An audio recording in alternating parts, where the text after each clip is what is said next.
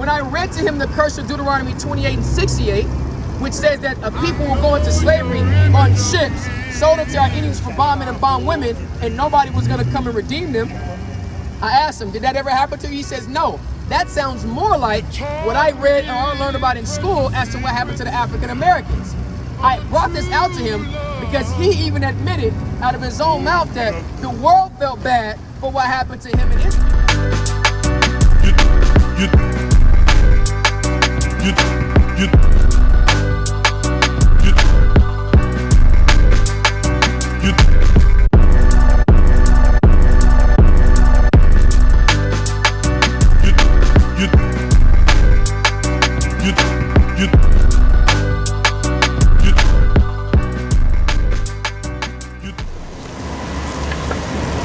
Just sword.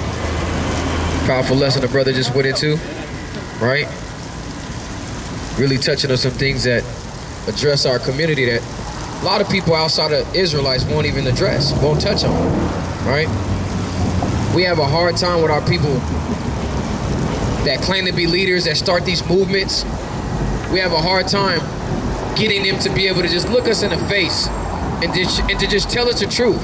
Just give us a direction, you know what I'm saying? Hey bro, we got a flyer for you, man. We got a flyer for you. For sure. We got a hard time, we have a hard time getting them to just look us in the face and tell us the truth. Give us some direction, right? They know how to get us hyped, they know how to get us enthusiastic to come out and protest for injustice, right? For change, but they never give us any direction. And if they ever start to give us an idea of what direction we should go into, it's always directing us to go into the bosom, into the arm, into the embrace of our enemies, right? Which is the so-called white man, right? The people that have raped, robbed, and murdered, that have pillaged, right? That have oppressed, that have brainwashed, that have stolen our identity, removed who we are from us. All of these things. And it's caused us to be what? It causes us to be dependent upon them. Strictly dependent upon them, to the point where we're putting all of our faith in them. Might be the court, could be the court. To the point where we're putting all of our faith in these people. Whatever they say, go. Whatever information there is to have or to deliver and to dispense to the people, what do? We turn to them. If they didn't say it, it's not validated. I got you. I'm dying, bro. Sorry. If they didn't say it, then it's not valid. If we say it, then they have to take us through a laundry list of tests. They have to take us through a laundry list of things that we then have to go out on a limb to prove ourselves against someone who has not proven themselves, right? They get the benefit of the doubt. They get the nod, or they get the, what is it? They get the what is it when you measure something? I'll give them, they get the edge, right? They get the nod or they get the edge with whatever it is, or the advantage with whatever it is that they say. And they haven't even proven themselves simply because of who they are. Simply because that we've been deprived of who we are, of honor, respect, and dignity, and we become so dependent upon them that whatever it is they say is gold. And that's a problem amongst us. The scriptures speak about it so much. It's so many different times where the Israelites turn from their dependency upon God and put it on their oppressors. Give me, get that in the Deuteronomy 28 and 20. Book of Deuteronomy? No. Yeah, I need the words, one of all things, right? Deuteronomy 28 and 20. I believe it is.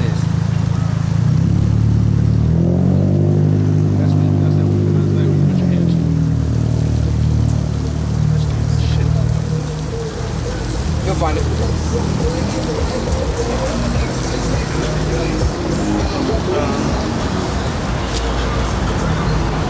Anybody get it? Anybody get it?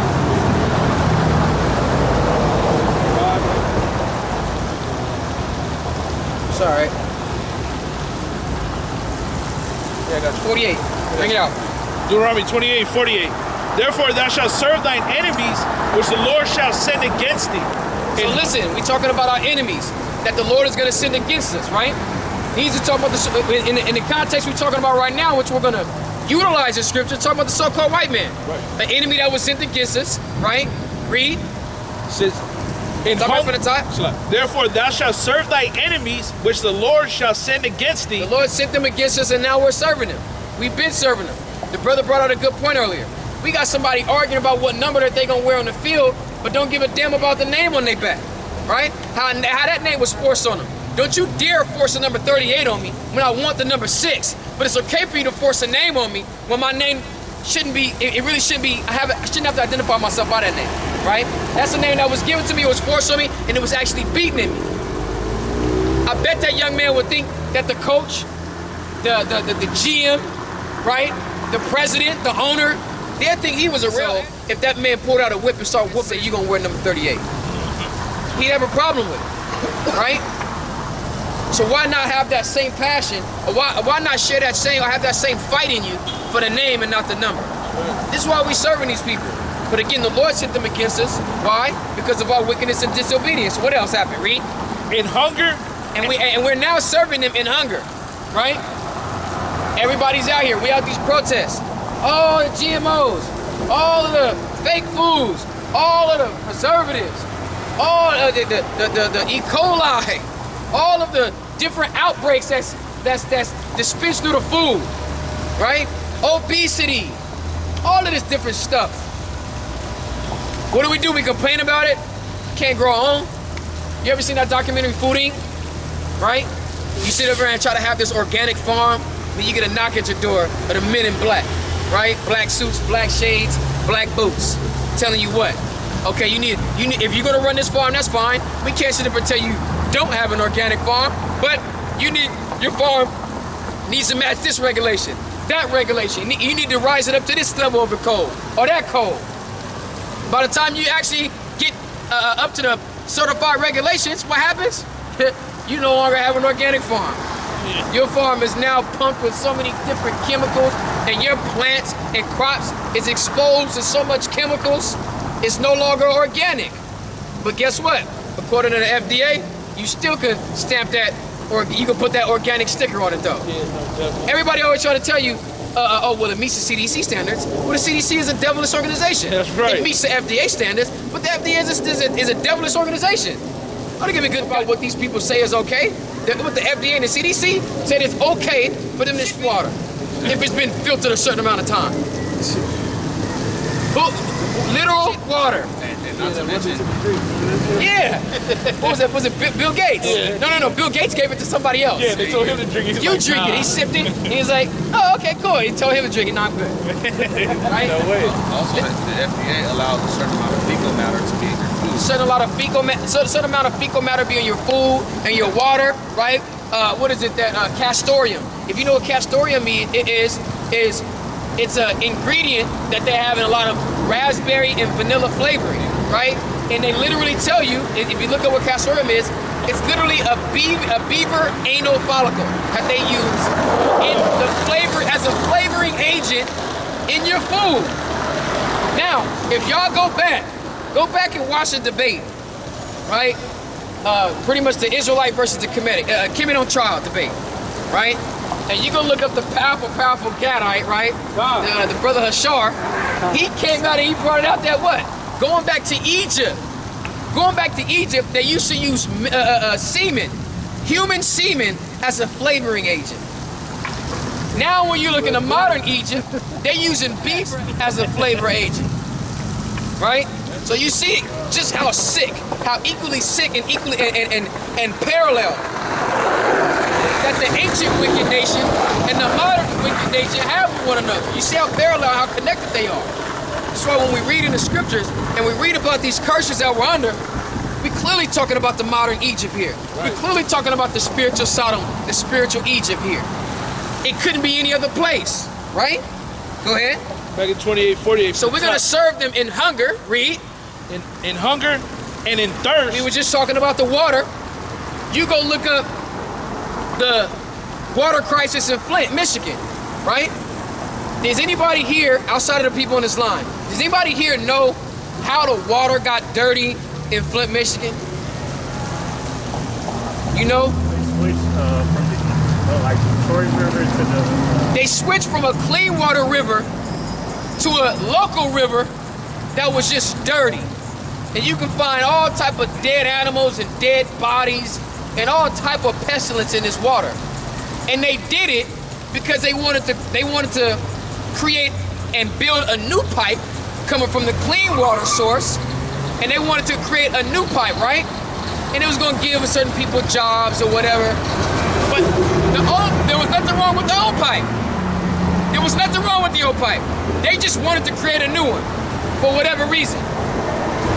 From there, they switched to what, and while they were building this new pipe, it's not like, oh, let's use the old pipe while we create the new one. Nope, they're going to shut that one off and use the local reservoir, I believe, right? The Detroit River. Hold on. Then they turn around and at the GM factory, they were using the polluted water. As they was using the polluted water, it started to make the metals, it started to rust all of the material that was being used in the factory. So guess what? They turned around, took the factory off of the new pipe that came from the dirty water, and they switched them back to the clean water. But all of the locals, right? All of the people that they was pumping this defiled water to, they was still getting that dirty water. But the factory was getting the clean water. Guess what? People kids start getting sick. People start getting sick. Kids was getting all these type of rashes. People were dying. And here the governor, with his, nah, ain't nothing wrong with the water because the CDC said it was good. Because the FDA said it was good. All of these different organizations that's supposed to regulate the safety of our food and our water, they said it was good. Just because they said it was good, guess what? Our people looked and just said, okay, cool. Until they start seeing people die. Until they start seeing bodies drop. And then what do? They turn right around, they feel some way about it, go into an uproar, and then they go ask the same people that they believed in. And they just allow them to give any other, any explanation for it. Then turn around, their great black president, came to the city of Detroit, right? To address, the city of Flint, to address the water crisis in this city and in this town. And you know what he did? He got up there, he starts coughing, he gets a scratchy, itchy throat, and he says, hey, can somebody give me some water? They give him a clean cup of water, and this man took, I'm talking about one of the smallest sips of water you've ever seen. Literally the gesture was a spit in the face, where you had just such easy access to clean water, and you only take a sip of it. And there's people out here, and the reason why you even here, and the issue that you even here to address, is about people dying because they don't have access to the water that you just had, and you took a sip of it and sat it down and went on about your business. That's like throwing away a full plate of food. A full plate of food. That's like you throwing away a full plate of food in the face of a homeless man that just said, hey man, can you spare a couple of dollars? I'm hungry. Nah man, I ain't got it. You take a bite of a sandwich and throw the whole thing in the trash. This is what your great president did. What's up, Sarge? That's a lot. I was just gonna say, it's almost like that had to happen because if the water's polluted, what do you have to do now to get your water? You gotta buy it, right? You gotta buy it. So that goes to one of the curses where it says we shall now what? Have to buy our water, buy our wood. Exactly. You know, and again, now we have to do what? We still have to go to them. Because again, now we're getting into the bottled water situation of it. But we talking about Bill Gates and whatever company that he created to have that damn defiled ass water that they give it to us. But then say, hey, it meets the regulations, it's okay to drink. It's okay. Go ahead and sip on that. Then they're gonna put this water in a bottle or a container, right? This plastic container that's polluted. Let the sun hit it and start melting down all of the materials that it's made of and let it seep into the water. I can get cancer from that. Yeah, I can get sick from that. BPA free? Right? It's gotta be what, BPA free? Right? All of that madness. They always got some. Listen, you ever went into the grocery store? I went into the grocery store before, man. I feel like I deleted it. I did. I went to the grocery store before. They had a sign on the cooler that they had all of the drinks in. And it was something to that degree, like just a warning.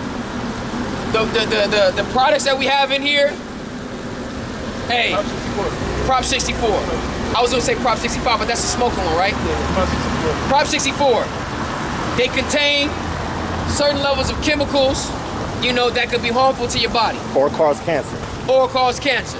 Same thing with Prop 65, which they got it in my apartment complex.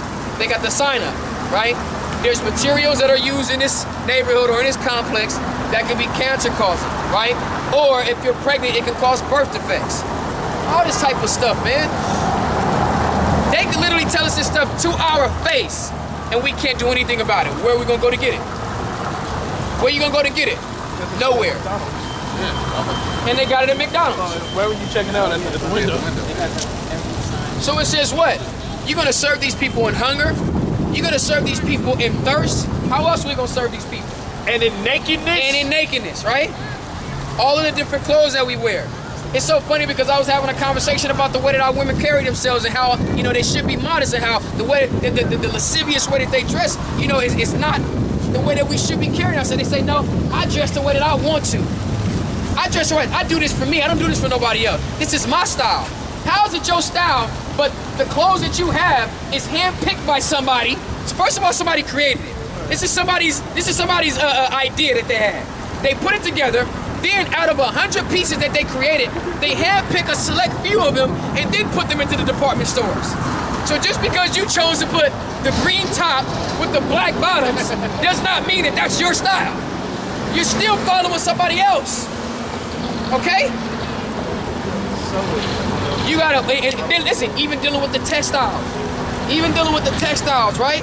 All of our t-shirts, the fabric that we use, the type of fabric. We are just subject to just be able to pick from what they give us.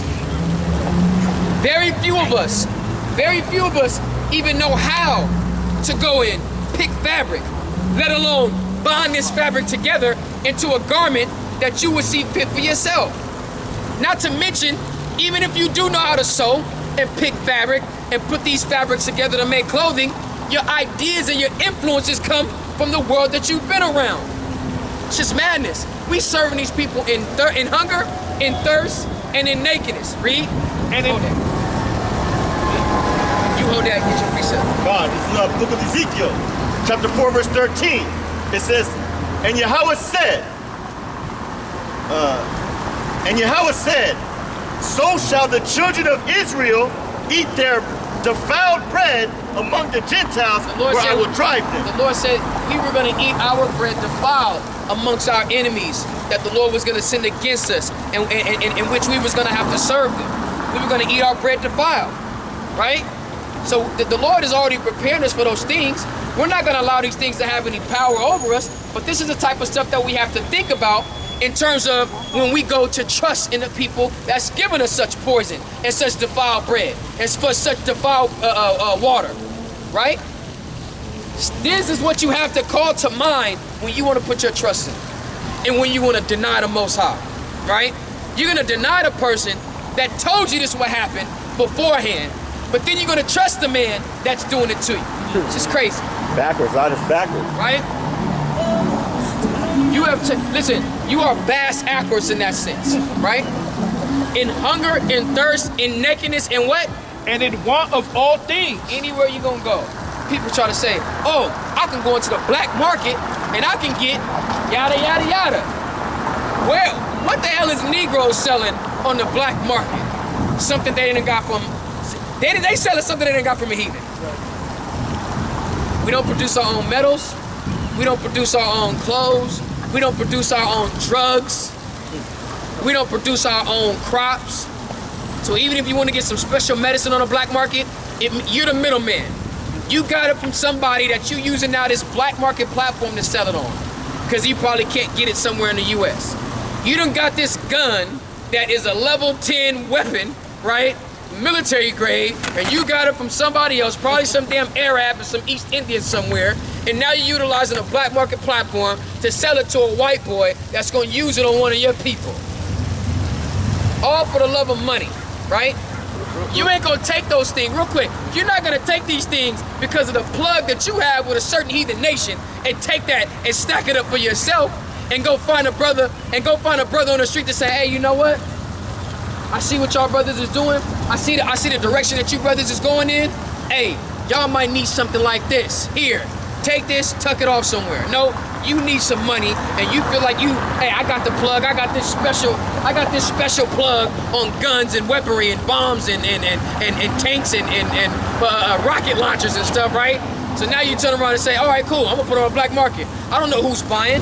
I don't know who's buying this stuff, but you turn around and you do what? You sell it. You sell it because somebody's willing to buy it, so you sell it. Not to unbeknownst to you, it's some damn KKK man or some dude that's a white supremacist that hates your people, right? And that's about to gun your people down, more than likely for doing what? For standing up against them. So in actuality, you really on the side of your oppressor. Again, go ahead. I was gonna say, you said we don't produce nothing. Our brother said, only thing we produce here is sweat. Only thing we produce here is sweat. Only thing we produce here is callus. Only thing we produce here is arthritis, back pain, gout, right? Diabetes. Only thing that we produce here is something that our body develops within ourselves that says what? That tells us that we need to stop whatever it is that we're doing. That's all we produce. Our only thing we produce in this place is our body produces warnings for us. Stop eating that BS food that you've been eating. Stop working all of these hours that you've been putting in, right? Stop doing whatever it is you do, and your body is producing warnings for you, and you won't even listen to that. The Lord gives you warning, you don't listen to that. Your body gives you warning, you don't listen to that. We just a bunch of hard-headed, stiff-necked people that ain't never gonna learn unless the Lord comes and just takes us out completely. Salak, not only do we not produce, we the top consumers. Like the brother said, we ain't producing nothing, yet we consume. Right. Yet we consume. You know what we producing? We producing dollar signs for these big corporations, that's man. Right, that's right, Wells Fargo, Gaslamp Fish Out, damn Chipotle, NBC. That was it on that? Nah. Read, finish it out. It says, and in one of all things, Go ahead. and he shall put a yoke of iron upon thy neck. It says that he's gonna put a yoke of iron upon our neck, right? How is it that the scriptures speak about that? Hey, real quick, black man, do you know any other nation that got a yoke of iron put upon their neck other than the black, Hispanic, Native Indians? I don't. You know why? Because it never happened. Were you aware that the Bible told us that was gonna happen? No, I wasn't, man. That's why you gotta read that flyer. Thank you. Read that flyer, it's a lot of good information. A lot of things that pertain to us and nobody else. The Bible is telling us, that we the children of God. And we don't even know that. But if the white man told us, then we would believe it, right? Check that flyer out, brother. This is crazy. Ain't nobody else got yokes of iron put upon their neck and their hands and shackled them. Right now, the white man said, well, we got shackles on our arms and our feet when we go to jail, but they ain't put it around your neck, though. When did they put it around your neck? Right? The new movie, they showed it in the intro. Remember in the beginning of the scene? Annabellum, I ain't seen Annabellum. Oh, you're gonna see? Okay, yeah, in the intro, they started off with Jake with the yoke of iron in. The yoke of iron. Starts off like exactly. that. That's literally a symbol to our oppression. That's literally an indicator that is specific to our oppression. So when we see the scripture speak about it, again, man, who else is it talking about? When did that happen to them fake Jews? When did it happen to the fake Jews? Hey, you know what's so funny? I don't even think the fake Jews was put in shackles. They're such a fearful people, such a weak people. All they had to do was somebody had to just sit on the outside with a little pea shooter gun. Well, you know the little French guns? The little Ruger, right? With them little French guns. That's all they had to do. And they would just run, okay, I'm sorry, my bad. They didn't even point at them, they had it backwards. All they was they was butting you. They was hitting you with the butt of the gun. And you was just falling right in line. At least they literally had to break us down. They had to chain us and break us. They had to shackle us and grapple us and take us to the floor and break us to the core. That's right. But y'all, they didn't have to do nothing. They just came in and took your jewelry and said, hey, go line up outside. And you was just like, God damn, man. Hey, you ever seen that GIF? You ever seen that little GIF? Or that little meme? It's like, all right. Little white boy. All right, yeah. Jesus Christ. That's all they did. So the yoke of iron is specific to our captivity. Again, when you see the scripture speak about it, and they talk about nobody else, man. That's that's when the Lord is pointing the finger at. He's pointing the finger at you, like, hey, this is talking about you, right? Go ahead. It says, and he shall put a yoke of iron upon thy neck until he have destroyed thee. That's what he did. He put that yoke of iron upon us, and he kept it there until he destroyed us, right? And then it went from being a physical yoke of iron to being a spiritual yoke of iron, because we cannot break from this stuff. It's hard, right? And anytime we try to do what? When we try to creep away from it, with that yoke, when we had the physical yoke of iron on us, right? And we tried to creep away and sneak away, what would the yoke of iron do? Huh? It'd catch you in the trees, or to do what? It would ring off. They would put bells on it. They would put bells on it. So anytime we try to, in this modern time when we got this spiritual yoke of iron upon us, anytime we try to creep away, right? And try to step away from being up under the yoke or the iron of our oppressor and the philosophy of our oppressor, they sound the alarm, man. They sound the alarm. They put it on all the different media and news outlets. Nick Cannon, he did this, he did that. You got sports people talking about it. You got social media influencers talking about it, right? News influencers talking about it. You become, like, come on, little old Nick Cannon. You making this dude bigger than what he is. But it means something. It means something. It means something when he's speaking the truth, right? Give me Isaiah 31:1. When they sound the alarm, what happened? They put you in a place of distress. They put you back in those chains. And when you get back in those chains, what do? You start asking for help. You start asking these people for help. Instead of you fighting against them, you start going to them for help. You allow them to subject you again, right? Go ahead. It's the book of Isaiah 31. Real quick, that's usually what happened. When you try to get out of a record deal, when you try to get out of a contract, they always find some way to put you back under the burden. Okay, you got one more album under your contract. So what we're gonna do? Let's go out big. Hey, let's bring out all the bells and the whistles. We're gonna go out big, man. We're gonna put you on it's not the chilling circuit. What's one of the elite ones? Damn. We're gonna lay out all of the big cities, man. Big city tour. That's what it is.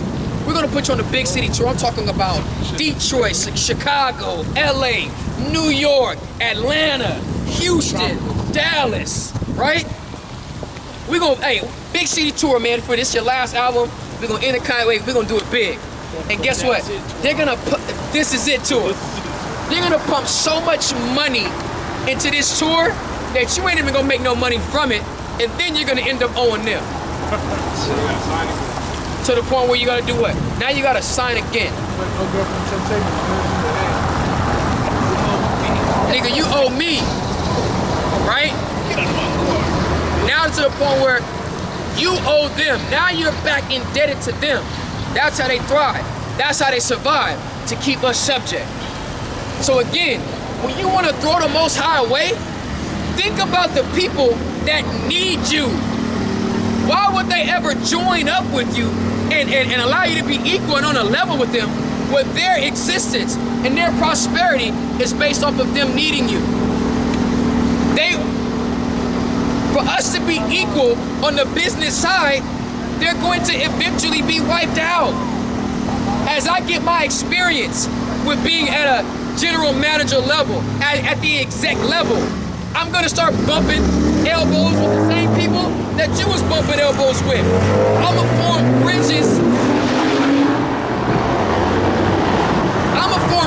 and merge gaps with the same people that you was building bridges with. But guess what? I'm the commodity. So when we get down the line and I done got time into it, why do I even need you anymore? I needed you for what? I needed you for, I needed you for the promotion. I needed you for the media. I needed you for the connections. After I got that, what do I need you for? This is why a lot of artists now are starting to go independent. Now that's my main man right there, man.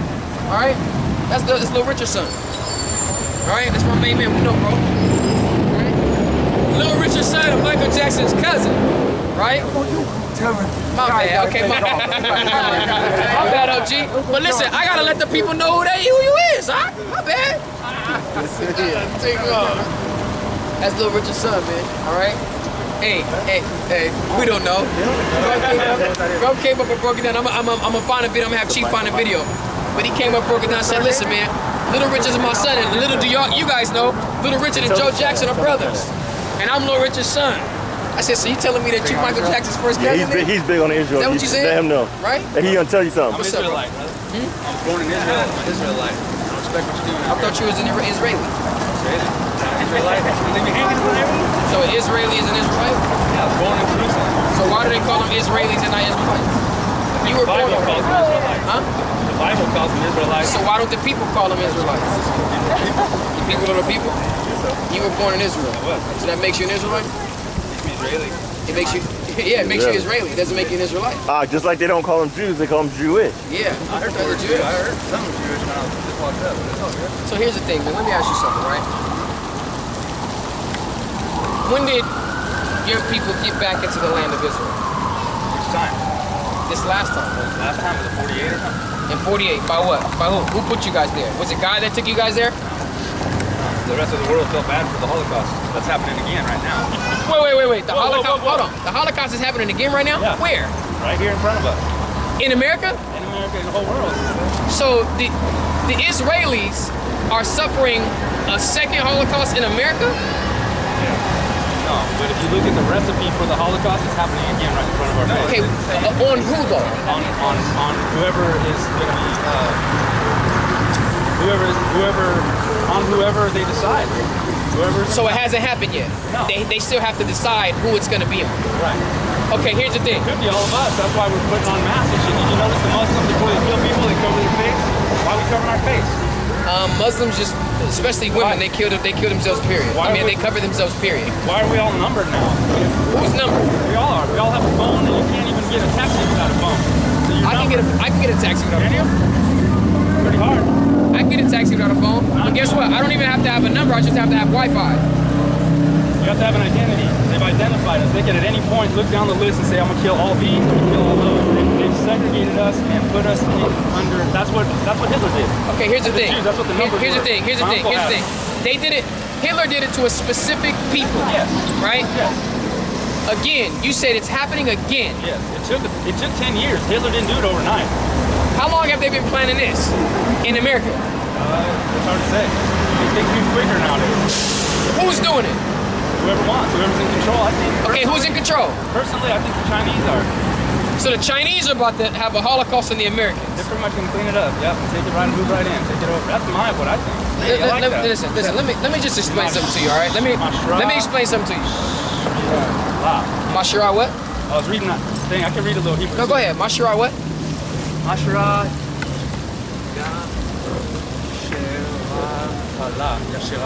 Yashirala. Yeah, God. What does it mean? I can break it down. I speak Hebrew too. I got you. So you read it correct. You read it correctly. You read it correctly. What does it mean?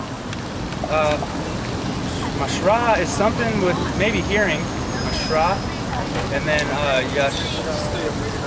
It's biblical, so I don't really know it. Yashirala. How do you guys say Israel over in the land? Israel. Israel, right? Yes. So if you can read that, then you should understand that there actually is a paleo way to say Israel. Yasharallah. Really? Yashar, Prince, Allah of the power. What does Israel mean?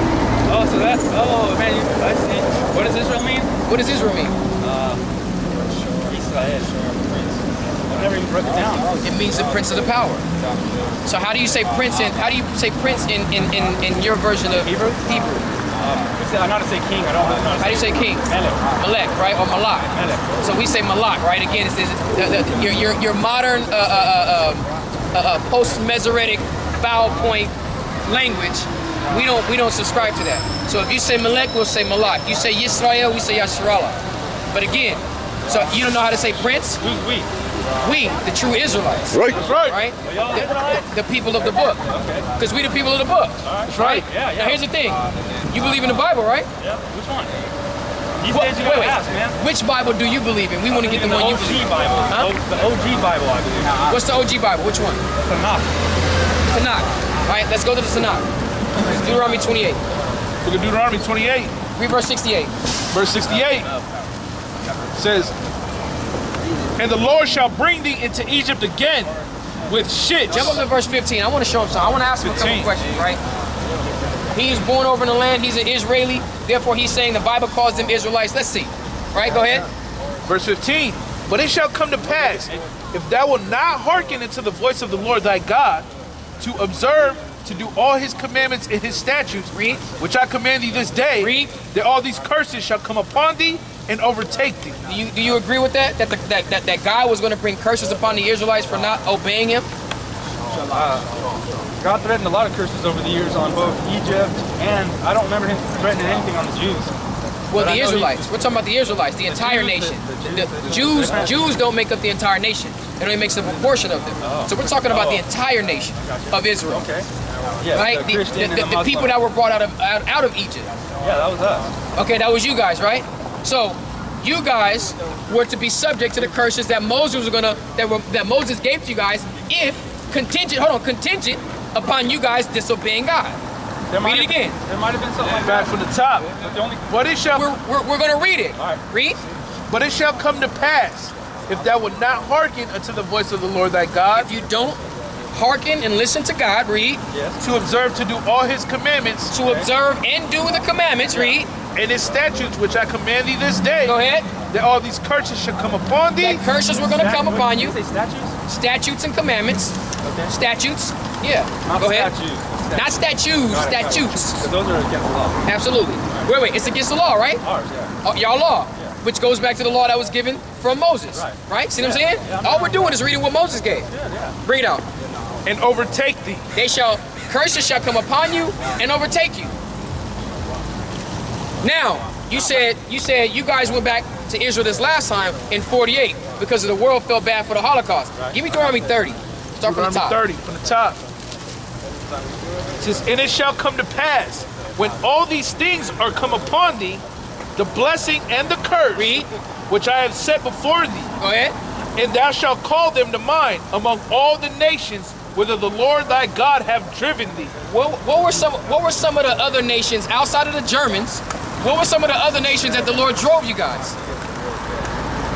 That he drove us. Read it again.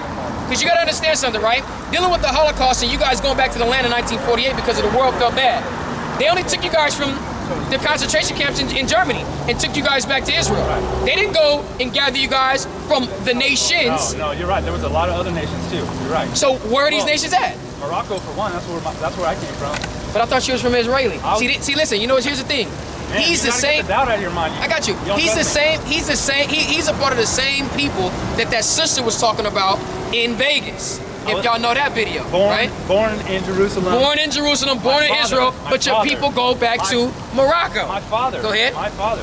Back I'm from sure the top. it was probably your sister or your French- niece or your the cousin or French something. started killing everybody. I got you. Go ahead. Left. Back from the top. And it shall come to pass, when all these things are come upon thee, Go ahead. the blessing and the curse, And the first read. which I have set before thee, Go ahead. and thou shalt call them to mind among all the nations whither the Lord thy God hath driven thee, Read. and shall return unto the Lord thy God, and shall obey his voice according to all that I command thee this day. Did you guys return back into the Lord? And are you guys obeying His voice in the land of Israel right now? My grandfather had 2 synagogues and a kosher meat I store. didn't ask you about your grandfather. I'm talking about you guys as a nation. Oh, yeah. Is that nation obeying God right now? Yes. How? When you guys have a pride parade over there. Some do. You guys have a pride parade in the land. They're against it. The people that are practicing are against You that. guys are having a pride parade in the land. How? That's the craziest stuff in the world. How is that? How are you guys obeying the voice of God as if you have returned back to Him, assuming that you are His people? When He says, if you are going to return back unto Him and observe and obey His word, Like He said. then He was going to return you. How are you guys going to bring you back to the land and then you guys start? Like you said earlier, there's Celebrating more, pride. Like you said earlier in your conversation, there's more than one entity in Israel. And There's more than one entity in Israel? I thought it was only supposed to be one when the Lord brought you guys back. Let's finish. Keep reading. Back in 2, and shall return unto the Lord thy God. Where you and go? shall Wait, obey come his here real quick. voice. Come here real quick. I have to Lighten it up. You gotta lighten it up. You hurt my feelings. I just have to ask you a I'm question. sensitive. Huh? I'm sensitive, man. You hurt my feelings, so I Okay, I'm gonna calm it down. Come on. I got you. thank you. I ain't looking for trouble. I'm just looking to talk. No, we ain't having no trouble. right, We ain't no trouble. I don't want to- I ain't got no troubles. You got some Okay. troubles? No, I'm good. Listen, I got some lawn Give me troubles. some- Hey, All right. Hold on, real quick. We got you. I'm gonna show you. Go ahead. COVID-19. Bring it up. Back in 2, and shall return unto the Lord thy God, and shall obey his voice according to all that I command thee this day. Read. Thou and thy children with all thine heart Go ahead. and with all thy soul. Read. That then the Lord thy God will turn thy captivity Go ahead. and have compassion upon He's thee. going to turn the captivity of the Israelites, right, that he put them in for the disobedience if they return to him. And he's going to have compassion on them. Read. It says, have compassion upon thee, and will return and gather thee from all the nations, He's going to gather these people from all the nations. Read. whither the Lord thy God hath scattered thee. Whether they were scattered to, and do what? If any of thine be driven out unto the outmost parts of heaven, Read. from thence will the Lord thy God gather thee, He's going to gather you. Read. and from thence will be he fetch thee. Go ahead. And the Lord thy God will bring thee into the land which thy fathers possessed. That's talking about the land of Israel. So the Lord says, wherever you were, he's going to gather you, right, after he has compassion on you. Right? But when we jump back up, that's the part I wanted to get to. I wanted him to hear. The Lord, I know, I believe you that you were born in the land of Israel. Sure. I believe that you call yourself, or you consider yourself an Israeli. Sure. But you are not the Israelites that we read about here in this Bible. You're just not these people. Why? Because when the Lord said he was going to gather us from all the nations that he has scattered us, after we come back and we return it to him, it says, after the blessing happens and after the curse happens. Now let's see if one of these curses happen to your people. I got you. Let's see if Bible is that? this is the King James Bible. Is that the Old Testament? This is the Old Testament. This is Tanakh where we read. Right? Now here's the thing. Go to Deuteronomy 28:16. Let's see if this curse happened to you guys. Read. Deuteronomy 28:68. And the Lord shall bring thee into Egypt again Read. with ships. Was your people ever brought into Egypt with ships? Not that I recall. It never happened. Guess what?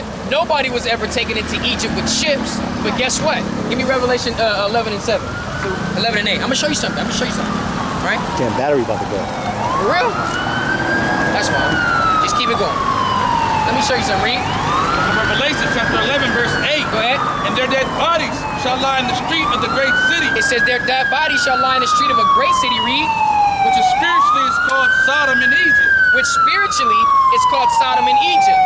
So it's not talking about a literal Egypt there.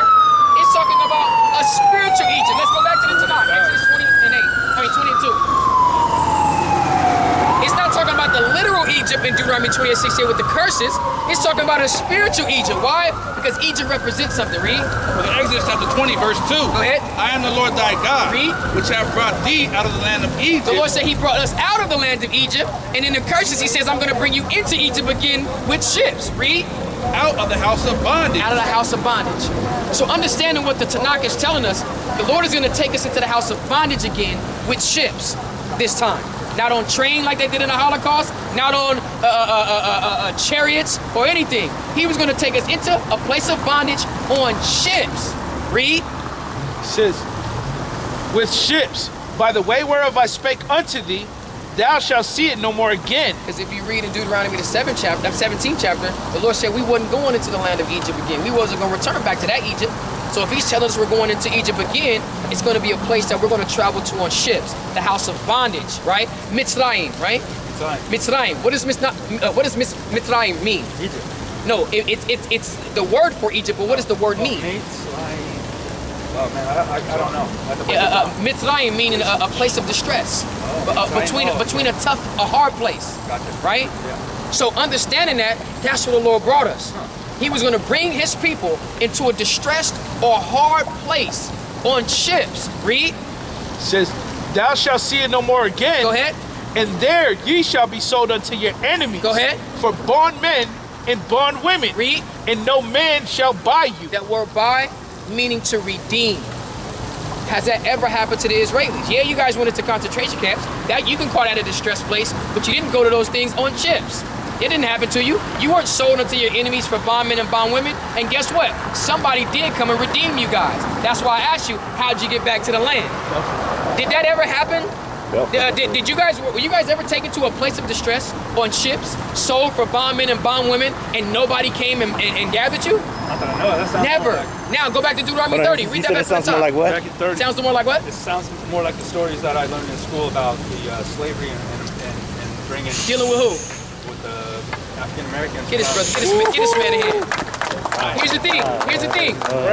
This is why we're saying that we are the true Israelites of the Bible. No, listen. I just speak with a level of confidence, and we're gonna get that in the scriptures throughout my lesson. Clarify what he just said, Cal. I don't think we cut it. What this man just said was, when I explained to him what the curse of the Deuteronomy 28 said, he said that sounds more like what I learned in school as to what happened to the African Americans rather than what happened to his people, because he was born in Israel, called himself the Israelites. Okay, cut, huh? You got it? Again, hold on. Just so I can run it back, I'm gonna get your question. This man said he was born in Israel, right? He calls himself an Israeli. He said that he was the people that the Bible calls the Israelites. When I read to him the curse of Deuteronomy 28 and 68, which says that a people will go into slavery on ships, sold into our enemies for bondmen and bondwomen, and nobody was gonna come and redeem them, I asked him, did that ever happen to you? He says, no. That sounds more like what I read or learned about in school as to what happened to the African Americans. I brought this out to him because he even admitted out of his own mouth that the world felt bad for what happened to him and his people during the time of the Holocaust, and they sent him back to the land of Egypt. It wasn't God that did it, but it was the rest of the world that came together and sent them back. But when we read about it in the Bible, it said that when the Israelites come out of their wicked way and return to God, after the blessing and the curse happens to them, at that point in time is when the Lord is going to gather them from wherever they were scattered, and they were going to bring them back to the land. So again, the blessing probably happened to them. Because guess what? When we look at the so-called Israelites or so-called Jews in America, they have all of that. They're the head. They're not the tail. They're the lenders, not the borrowers. They have all of the abundance and everything that they can need. Even there's people in his land. They got land. They got cattle. They got everything they need. So the blessing did happen to them, but the curses didn't happen. You can't say that the curses happened. So therefore, the people that's in the land right now can't be the people of God because they don't fit the prophecies that we read about in the scripture. What was your question, bro? I'll remember. So this is the point. You can call yourself an Israeli, right? That's fine. Israeli, Abraham, right? He calls himself Abraham. He calls himself an Israeli. But guess what? You're not an Israelite that we read about here in the Bible, because the people that fit this curses are the so-called Black, Hispanic, and Native Indians. They kill my relatives for the wrong reason? Absolutely. Listen, or no. What reason did they say they killed your relatives? We were, Hitler just didn't like them. He didn't like the Jews. He only, Well, it doesn't seem like a wrong reason to me. You said so they killed my relatives for the wrong reason? No, Hitler knew that your relatives weren't Jews. He knew that. He expressed that on a number of occasions. That he knew that your relatives weren't the people of the book. But guess what? He even called the God that your relatives followed and the religion that they were following, he called it a nigger's religion. which one? Oh, Sparta? So Hitler knew exactly what your people were, and he knew what my people were, and he knew that your people weren't possible, and he knew that ours weren't, right? That's deep stuff. That brother gonna shake his head. That brother gonna shake his head, man. That's crazy. Going to get that dude a flyer. Now, understanding that, how do you feel about that? How do you feel that your people have robbed an entire identity and assumed the land that does not belong to them?